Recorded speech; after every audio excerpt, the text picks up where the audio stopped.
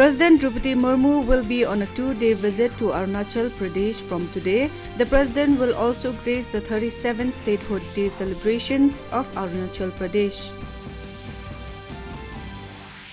Prime Minister Narendra Modi inaugurated Uttarakhand Rozgar Mela through video conferencing today.